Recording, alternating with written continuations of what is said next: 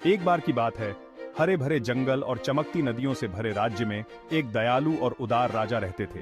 वह अपनी प्रजा की बहुत परवाह करते थे और हमेशा उनकी भलाई चाहते थे। राजा का मानना था कि हर किसी को खुशहाल जीवन जीने का मौका मिलना चाहिए। एक दिन उन्होंने एक बड़ी घोषणा करने का फैसला किया। मैं उन 3 लोगों की इच्छा पूरी करूंगा जो मुझे अपनी बुद्धि और दया से प्रभावित कर सकते हैं। राजा की घोषणा की खबर जंगल की आग की तरह पूरे राज्य में फैल गई। दूर दूर से लोग अपनी किस्मत आजमाने के लिए महल में उमड़ पड़े। उनमें राम नाम का एक गरीब लकड़हारा भी था, जो अपनी ईमानदारी और तेज दिमाग के लिए जाना जाता था। राम हमेशा एक साधारण जीवन जीते थे। जो उनके पास था उसमें खुश रहते थे। हालांकि राजा की घोषणा ने उनके अंदर एक उत्सुकता जगा दी। राम ने भाग लेने का फैसला किया, धन या शक्ति के लिए नहीं, बल्कि बुद्धिमान राजा से सीखने के मौके के लिए। वह आशावान व्यक्तियों की लंबी कतार में शामिल हो गया। हर कोई अपने सपने और इच्छाएं लिए हुए था। जैसे जैसे दिन रात में बदलते गए, राम धैर्यपूर्वक अपनी बारी का इंतजार करता रहा। अंत में वह दिन आ ही गया जब वह राजा के सामने खड़ा था। बताओ, अच्छे इंसान, तुम्हारी 3 इच्छाएं क्या हैं? राजा राम के विनम्र व्यवहार और ईमानदार आंखों से प्रभावित होकर गर्मजोशी से मुस्कुराया। महाराज, मैं धन या प्रसिद्धि नहीं चाहता। मेरी पहली इच्छा है कि मैं सच्ची उदारता को अपनी आंखों से देखूं। राजा राम के असामान्य अनुरोध से हैरान था। उसने धन और शक्ति के लिए निवेदन की उम्मीद की थी, न कि एक गुण को देखने की इच्छा। राम की पहली इच्छा से हैरान होकर राजा ने लकड़हारे के चरित्र का परीक्षण करने का फैसला किया। उसने घोषणा की कि वह राज्य भर की यात्रा पर जा रहा है और उसने राम को उसके साथ आने के लिए आमंत्रित किया। जैसे ही उन्होंने यात्रा की, राजा ने अपनी उदारता का प्रदर्शन करने के लिए अपने रास्ते से हटकर अपनी प्रजा पर उपहारों की बारिश की और जहां भी जरूरत पड़ी मदद की पेशकश की। ये लो, अपने परिवार की मदद के लिए ये सोने के सिक्के लो। उसने गरीबों को सोने के सिक्के बांटे, भूखों को भोजन कराया और यहाँ तक कि एक किसान को उसका भार उठाने में भी मदद की। अपनी यात्रा के दौरान राजा ने राम को करीब से देखा। उसने देखा कि राम धन और भव्यता के प्रदर्शन से प्रभावित नहीं था।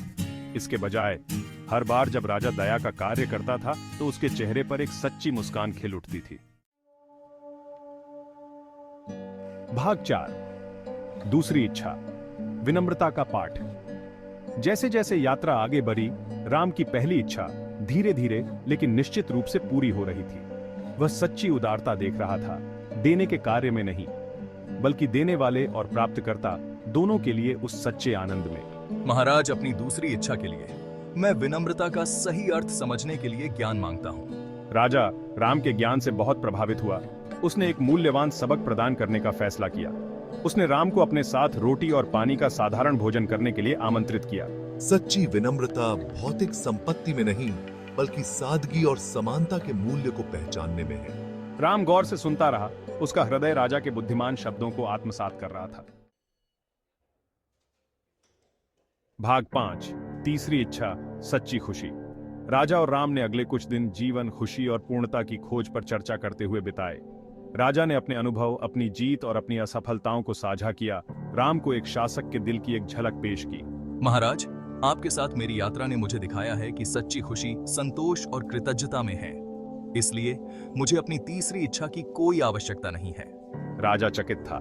अपने शासन के वर्षों में वह कभी किसी ऐसे व्यक्ति से नहीं मिला था जो खुशी के सार को इतनी गहराई से समझता हो। भाग 6, संतोष का ज्ञान। राजा राम के ज्ञान और विनम्रता से बहुत प्रभावित हुआ। उसने महसूस किया कि सच्चा धन उसके खजाने में नहीं, बल्कि उसके दिल के संतोष में रहता है। उसने राम पर उपहारों की बारिश कर दी, लेकिन इससे भी महत्वपूर्ण बात यह है कि उसने उसे अपना मित्र और सलाहकार माना। राम अपने साधारण जीवन में लौट आया। राजा से उसकी मुलाकात ने उसे हमेशा के लिए बदल दिया। वह अपने हृदय में संतोष का ज्ञान लेकर चलता रहा, इसे अपने रास्ते में आने वाले सभी लोगों के साथ साझा करता रहा। और इस तरह बुद्धिमान लकड़हारे और उदार राजा की कहानी एक किंवदंती बन गई, जो लोगों को याद दिलाती है कि सच्ची खुशी भौतिक संपत्ति में नहीं, बल्कि कृतज्ञता, विनम्रता और जीवन की साधारण खुशियों की सराहना करने